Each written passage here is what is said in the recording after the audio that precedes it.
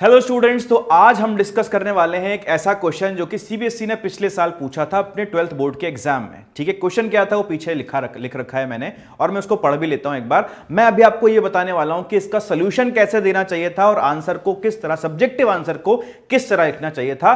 तो आप मेरे साथ इस वीडियो में बने रहिए और देखते रहिए कि इस क्वेश्चन का आंसर किस तरह देते हैं, तो आपका एक भी नंबर कहीं से कहीं कट नहीं हो सकता था। ठीक है, और ऐसे कई सारे क्वेश्चन मैं आपके लिए आगे लेकर आने वाला हूं, आपको यह बताने के लिए कि आपको आंसर कैसे लिखने हैं अपने बोर्ड्स के एग्जाम्स में और क्या सही तरीका होता है, कैसे आपको लिखना चाहिए। पहले हम क्वेश्चन को पढ़ लेते हैं। क्वेश्चन ने हमसे क्या कहा है? क्वेश्चन हमसे कहा है कि using Gauss law derive expression for electric field due to a spherical shell of uniform charge distribution sigma and radius r at a point lying at a distance x from the centre of the shell such that x is between 0 and r and second part is x is greater than equal to r। ठीक है, तो दो part हमें दिए हुए हैं इसके अंदर। पूछा है कि जब x का डिस्टेंस r से छोटा हो, यानी कि 0 से r के बीच में हो, और जब r का x का जो डिस्टेंस है, सेंटर डिस्टेंस है, वो r से बड़ा हो। दोनों ही केस में बताना था हमें कि कितना कितना इलेक्ट्रिक फील्ड का एक्सप्रेशन आता है, क्या इलेक्ट्रिक फील्ड का एक्सप्रेशन आता है इन दो केसेस में, और इसके अंदर गॉस लॉ का यूज हमें करना था। आपके जो कोर्स में है, आई थिंक गॉस लॉ से आपको प्रूव करना ज्यादातर बताया गया है, तो उसी को हम लेकर चलेंगे। क्वेश्चन को मैं हटा देता हूं और आपको आंसर लिखने का बताता हूं कि आपको आंसर कैसे लिखना चाहिए इसका। ठीक है, तो चलिए देखते हैं दोनों पार्ट को हम एक एक करके देखेंगे, क्योंकि ये सब्जेक्टिव पेपर होता है, तो इसलिए हमें देखना पड़ेगा कि आंसर को हमें कैसे फ्रेम करना है, किन चीजों को हमें ध्यान में रखना है, किन चीजों को हमें छोड़ देना है, किन चीजों को हमें अवॉइड करना है। दोनों ही चीजें मैं आपको बताने वाला हूं। पहले हमें बोले हैं कि गॉस लॉ का हमें इस्तेमाल करना है, तो हम देख लेते हैं हमें क्या क्या पूछा गया है। हमसे पूछा क्या गया है? हम सबसे पहले क्या लिखेंगे? हम लिखेंगे what do we need to prove. तो हमें प्रूव क्या करना है, ठीक है, या टू फाइंड जो भी करना है हमें। ठीक है, या इस केस के अंदर मैं कहता हूं तो टू प्रूव, हमें कुछ प्रूव नहीं करना, हमें फाइंड करना है, तो हम यहां लिखेंगे टू फाइंड। हम what do we need to find. ठीक है, तो will write to find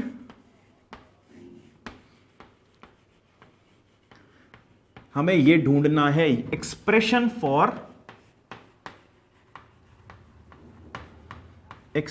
for E electric field. ठीक है, इलेक्ट्रिक फील्ड का expression for an spherical shell.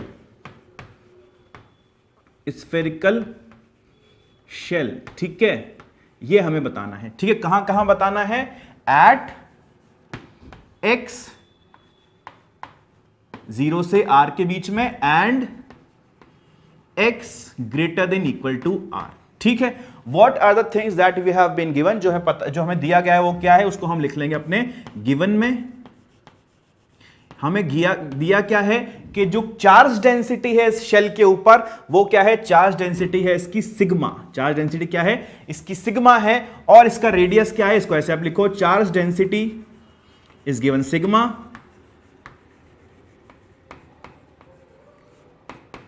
And radius of spherical shell. Sphere ना लिखो, स्फेरिकल शेल लिखो तो ज्यादा बेटर होगा, क्योंकि स्फीयर हम सॉलिड स्फीयर के लिए बोल देते हैं, और spherical shell is equals to r. ये दोनों चीजें हमें दी हुई है। ठीक है, अच्छा एक अच्छा सा डायग्राम बनाना बहुत जरूरी है इसके अंदर, कि आपको डायग्रामेटिकली दिखाना पड़ेगा कि आपको क्या पूछा गया है या आप क्या करना चाहते हैं, उसको डायग्रामेटिकली दिखाना बहुत जरूरी है। तो कोशिश करो कि हर क्वेश्चन के अंदर कहीं ना कहीं डायग्राम घुसाओ। ठीक है, जानबूझ के घुसाओ, लेकिन उसके अंदर घुसाओ ताकि जो एग्जामिनर क्वेश्चन पेपर चेक कर रहा है उसके माइंड में आप घुसो। तो अगर मैं हूं या आप हो, आपको लगता है कि मुझे पेपर चेक करना चाहिए, तो पेपर चेक आप करते हो तो आप क्या देखोगे? अगर इसने डायग्राम बनाया तो इसने अच्छा ही लिखा होगा। ठीक है, एक कंसेप्शन बन जाता है दिमाग के अंदर, तो हम ये सोच के काम करते हैं। हालांकि आपका आंसर पड़ेगा, ऐसा मत सोचना कि आंसर नहीं पड़ेगा, डायग्राम बना दिया तो सब बाकी छोड़ सकता हूं, बाकी नहीं छोड़ सकते हो, लेकिन आपने डायग्राम बना दिया है तो आपका एक अच्छा इंप्रेशन डायग्राम के साथ चला गया। नीट एंड क्लीन डायग्राम आपको बनाना है। तो डायग्राम कैसे आप बोलोगे? क्या आप बोलोगे कि एक स्फेरिकल शेल हमने लिया है। ठीक है भाई, ये स्फेरिकल शेल हमने लिया है। अच्छा भाई, और हम बोल देते हैं कि ये इसका सेंटर है। आपके पास कंपास होगा तो बिल्कुल आप अच्छे से बना सकते हो उसको, है ना। ये आपने आपने बोल दिया है सेंटर इसका O है, और हमें बताना है 2 पॉइंट्स के ऊपर। तो मैं एक लाइन खींच लेता हूं, एक डॉटेड लाइन खींच लेता हूं, यहां पे डॉटेड लाइन बना लेता हूं। इस पे आपको बताना है कि कहां पर, किस जगह पर आपका होना चाहिए, क्या कहते हैं इसको, हम E निकालना है, हमें कहां का निकालना है। तो हम 2 पॉइंट ले लेते हैं। हम पॉइंट ले लेते हैं, यहां पर ले लेते हैं पॉइंट नंबर 1, और इसको ले लेते हैं पॉइंट नंबर 2, या A12 आप ना लिखो, ए बी लिखो तो बेटर होगा क्योंकि हमने इसको O लिया है, तो A और B हम उसको ले लेते हैं, ठीक है। A और B पॉइंट हम इसको ले लेते हैं। तो A पर हमें बताना है कितना इलेक्ट्रिक फील्ड आने वाला है और B पर हमें बताना है कितना इलेक्ट्रिक फील्ड आने वाला है। इसका डिस्टेंस मैं लेता हूं x, तो ये x डिस्टेंस कितना होगा, ये r से छोटा होगा, जो कि साफ दिख रहा है। अब आप r भी दिखाना पड़ेगा आपको, तो r आपको कुछ इस तरह से दिखाना चाहिए कि ये इसका रेडियस r है, ठीक है। तो आप x दिखाते हो तो ये x इससे छोटा होगा, और ये वाला जो आप x दिखाते हो, ये वाला जो आप x दिखाते हो, ये इसके r से बड़ा होगा, जो कि साफ डायग्राम से पता चल रहा है। और दोनों ही में हमको सॉल्व करके बताना है, ए पॉइंट पर भी और पॉइंट बी पर भी, ठीक है। अब लिखेंगे हम आगे लिखेंगे as we can see in the diagram, as we can see in the diagram, point A is inside the shell, ठीक है, inside the shell, which means that is x lies between 0 and r, x lies between 0 and r. So firstly we are doing the first part हम करने का try कर रहे हैं, ठीक है। तो इसमें हमने लिख दिया यहाँ पे कि as we can see the diagram point A is inside the shell, so x is less than r, ठीक है। अब हम क्या करेंगे, now we will use Gauss law to find E at point A, ठीक है, at point A। चलो अब यहां पर आप आ गए। अभी जो मैं लिखता जा रहा हूं, जैसे जैसे मैंने यहां पर लिखा, तो आप इसको बनाओ पॉइंट नंबर 1, ठीक है, या एरो ना लगाओ तो बेटर होगा। आप पॉइंट वाइज लिखो, point number 1, point number 2। Answer आपको हमेशा पॉइंट्स में ही लिखना है, आपको आंसर ऐसा रैंडम पैराग्राफ वेज में नहीं लिखना है, ठीक है। मैं डायग्राम को यहां से हटा देता हूं ताकि हमें जगह मिल जाए थोड़ी सी। आप डायग्राम बना लें अपनी कॉपी में इसको, और देखते जाएं क्या क्या हम कर रहे हैं, ठीक है। ये दूसरा पॉइंट हमने लिखा। Now we will use Gauss law to find E at point A, ठीक है। चलो तो देखो, अब गॉस लॉ यूज करना है हमें, तो तीसरे पॉइंट में हमें गॉस लॉ बताना चाहिए, नहीं बताना चाहिए। तो गॉस लॉ क्या होता है, Gauss law says integral E dot d A is equal to Q in by epsilon naught. Integral A dot d A is equal to Q in by epsilon naught. अब यहां पर आपने इतने सारे terms use किए हैं, तो examiner को तो पता है नहीं कि कौन कौन से टर्म है। आपने हो सकता है ई फॉर एलिफेंट यूज कर लिया हो, उसको क्या पता ई फॉर इलेक्ट्रिक फील्ड है, तो हमें बताना पड़ेगा, ठीक है। तो हम क्या कहेंगे, E is electric field here, E represents electric field, ठीक है। हमें यह सोच के चलना है कि एग्जामिनर को कुछ नहीं आता है, ठीक है। एग्जामिनर जो है वो उसको कुछ नहीं पता है, हमें सब चीज बतानी पड़ेगी बेचारे को, ठीक है। और ये क्या है, D A is the area. यहां पे आप लिखोगे ए लिख लो, ए इज एरिया, ठीक है। यहां पे क्यू इन आपने क्या लिखा, charge enclosed in the Gaussian surface,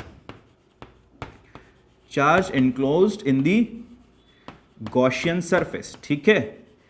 ये वर्ड हमेशा आना ही चाहिए, गॉसियन सरफेस। जब भी आप गॉस लॉ यूज कर रहे हो तो गॉसियन सरफेस ऐसा वर्ड है जो आना चाहिए, ठीक है। और यहां पर भी लिख लो area of the Gaussian surface, आपको लिखना चाहिए यहां पर,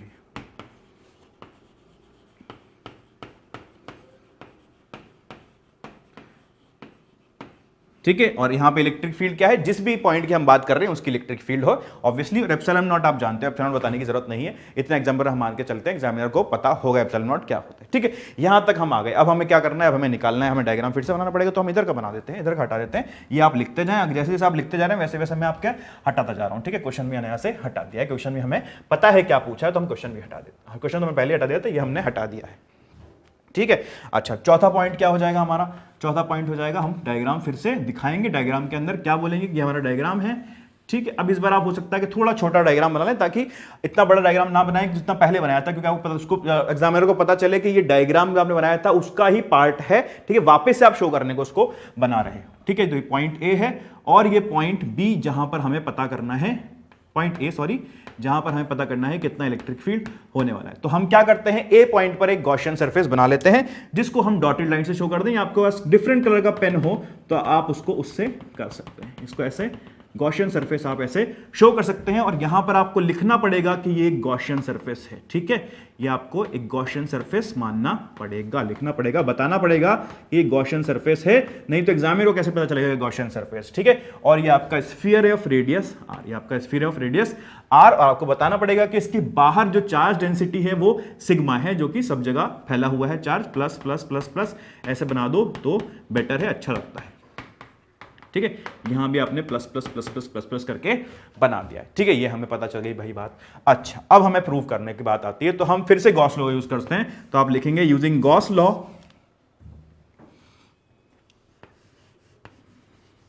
using Gauss law,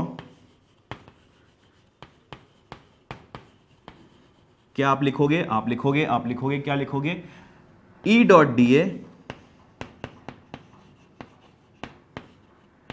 equals to Q in by epsilon naught, q in by epsilon naught, ठीक है। अब हम बात करते हैं क्यू एन वगैरह की, ई की बात करते हैं, तो ई तो हमारे इलेक्ट्रिक फील्ड है, ठीक है, इंटीग्रेशन हम लगा देंगे, और डी ए क्या है, डी ए है एरिया वेक्टर, ठीक है, जो इस गॉसियन सरफेस का एरिया वेक्टर होगा।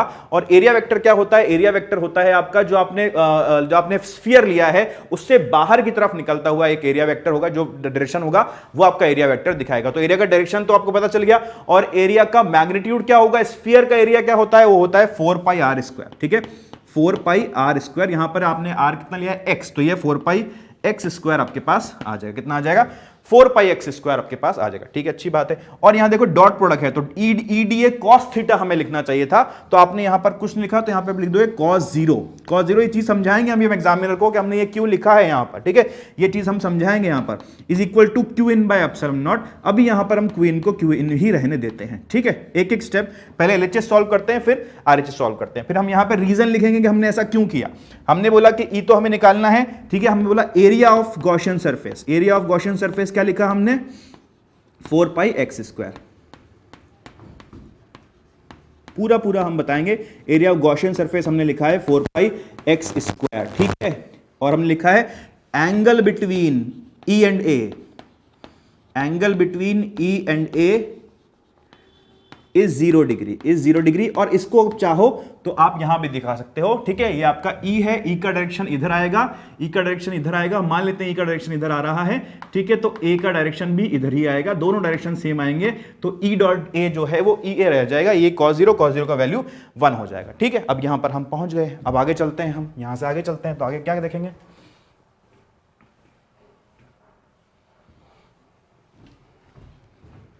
देखो कितने पॉइंट हो गए हमारे पास, 4 पॉइंट हो गए। 5वें पॉइंट पर हम आते हैं। 5वां पॉइंट हमसे क्या कह रहा है, ये बोल रहा है कि आपने जो आगे किया था उसको लिखो, ठीक है, या ये चौथे पॉइंट में चलने दो क्योंकि हम आगे यहां तक उसको प्रूव कर रहे हैं ना। तो E into 4 pi x square, अब यहां इंटीग्रेशन का साइन मैंने हटा, यहां से भी हटा देना चाहिए, यहां से भी हम इसको हटा देते हैं इंटीग्रेशन का, क्योंकि हमने जो डी ए है उसका पूरा वैल्यू 4 पाई एक्स स्क्वायर पहले ही लिख लिया, तो इंटीग्रेशन साइन हमने यहां से हटा दिया। cos 0 1 हो जाएगा, is equals to Q in by epsilon naught. अब हम लिखेंगे 0 बाय एप्सिलॉन नॉट। 0 क्यों लिखा मैंने, बिकॉज यहां पे लिख दिया, बिकॉज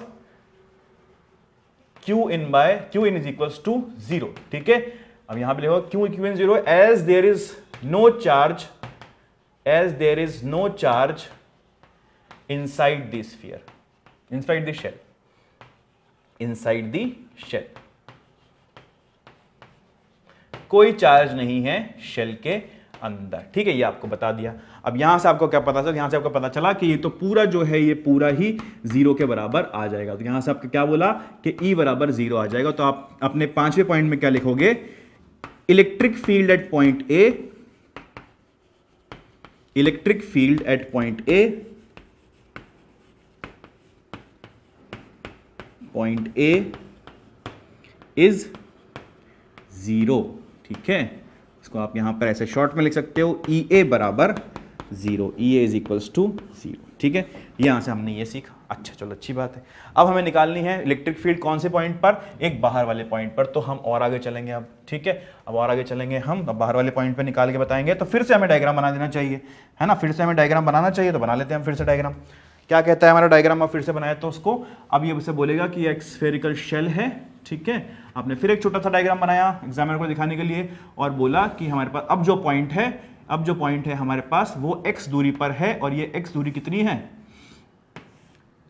ऐसी है कि आर से ज्यादा हो, यानी कि पॉइंट जो है वो बाहर है, इसको हमने पॉइंट बी बोल दिया है, और इसका रेडियस आर है, और इसके ऊपर सिग्मा चार्ज डेंसिटी है। ठीक है, तो हम एक गॉसियन सरफेस बनाते हैं। गॉसियन सरफेस बनाते हैं हम ऐसी, जो कि इस बी से निकल रही है, मतलब इस बी पॉइंट को लेते हुए हम गॉसियन सरफेस बनाते हैं। अगर बी पॉइंट पे इलेक्ट्रिक फील्ड की बात करता हूं तो इलेक्ट्रिक फील्ड का डायरेक्शन आप इधर दिखाओगे, ठीक है, और इसका गॉसियन सरफेस का जो आप एरिया दिखाओगे वो भी आप इधर की तरफ ही दिखाओगे। ठीक है, आप फिर से यहां लिखोगे 6 पॉइंट में, as we know by Gauss law, ठीक है, आप लिखोगे बाय गॉस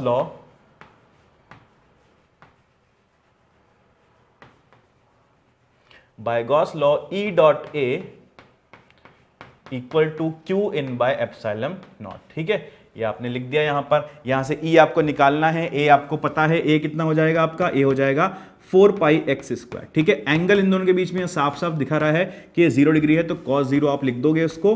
ठीक है, equal to Q in by epsilon naught को हम अभी ऐसे ही रहने देते हैं, क्योंकि हमें यहाँ रीजन देना पड़ेगा। तो हम यहाँ रीजन क्या लिखेंगे, अगले पॉइंट पे हम लिखेंगे area of Gaussian surface. Now area of Gaussian surface कितना है, ये है आपका 4 pi x square.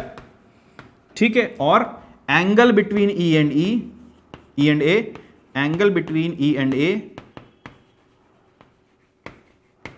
Is 0, angle between E and A is 0। ठीक है, ये हमें पता चला यहां से।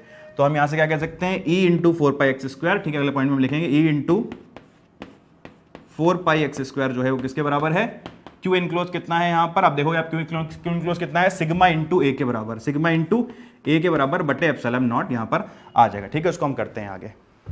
तो अब हमें ये बताना चाहिए सिग्मा ए कहां से आया, सिग्मा ए कहां से आया आपके पास, सिग्मा ए आप बोलोगे कि इतना ही इसके अंदर चार्ज होगा। ठीक है, अगर इसका रेडियस आर है तो इसका एरिया कितना होगा, इसका एरिया होगा 4 पाई आर स्क्वायर, और सिग्मा इसकी चार्ज डेंसिटी लिखी है। तो आप बोलोगे यहां पे आपने सिग्मा ए क्यों लिखा, because sigma is equals to Q in बटे एरिया, और एरिया कितना है, क्यू एरिया है 4 पाई आर स्क्वायर। ठीक है, तो आप यहां से क्या लिख सकते हो, सिग्मा एक q in, so q in is equals to sigma into 4 pi r square. ठीक है, आपने यहां से एक पॉइंट ये अपना बना लिया। ठीक है, और अगला क्या लिखा आपने, E into 4 pi x square,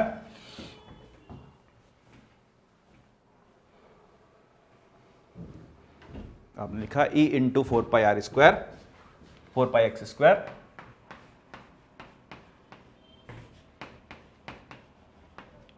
equal to sigma A is sigma into 4 pi r square upon epsilon naught. ठीक है, यहां से देखो क्या क्या कट रहा है, जो कट रहा है उसको काट दो, तो ई आपके पास कितना आ जाएगा, सिग्मा आर स्क्वायर बटे x square upon epsilon naught. ठीक है, ये आपने प्रूव कर दिया। ठीक है, अब मैं अगर चाहूं तो सिग्मा का वैल्यू रखना चाहूं तो सिग्मा का वैल्यू क्या होगा, सिग्मा का वैल्यू होता है, now sigma is equals to, यहां पर लिखते हैं sigma is equals to q upon 4 pi r square. मैं यहां पे इसको रखना चाहता हूं, तो मेरे पास क्या फॉर्मूला बन जाएगा, E is equals to sigma into, sigma की जगह पे हमने क्या रखा, q upon 4 pi r square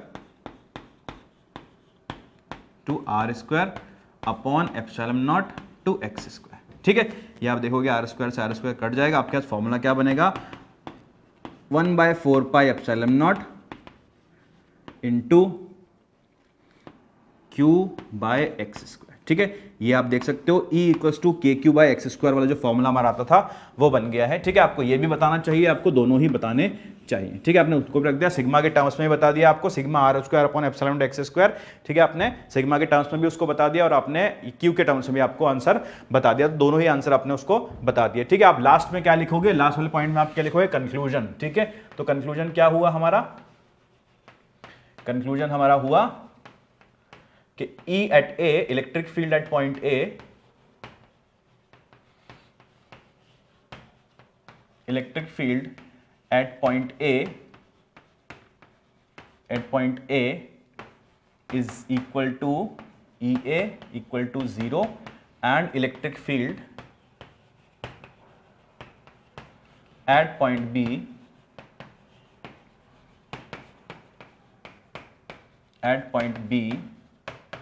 EB is equals to sigma r square upon epsilon naught x square, या फिर 1/4 pi epsilon naught q by x square. ठीक है, ये हमने दोनों ही टर्म्स बता दिए। ठीक है, ये आपका क्वेश्चन यहां पर कंप्लीट हुआ। आपने शुरू से लेकर एंड तक पूरा एक फ्लो में आपने अपना आंसर दिया है। ठीक है, तो ऐसा आप आंसर लिखोगे, तो ऐसा करोगे तो आपको आई डोंट थिंक कहीं ना कहीं भी मार्क्स कटने की संभावना है। ठीक है, तो आज हमने क्वेश्चन डिस्कस किया। आप इस चैनल को लाइक करो, सब्सक्राइब करो, ठीक है, इसको शेयर करो, और हम ऐसे ही क्वेश्चन आगे डिस्कस करते रहेंगे। मोस्ट प्रोबेबल क्वेश्चन जो आने वाले हैं, जो आ सकते हैं आपके सीबीएसई के एग्जाम्स में, 12 बोर्ड्स में आ सकते हैं, मैं उनको भी डिस्कस करने वाला हूं। ठीक है, आज के लिए इतना ही। Thank you.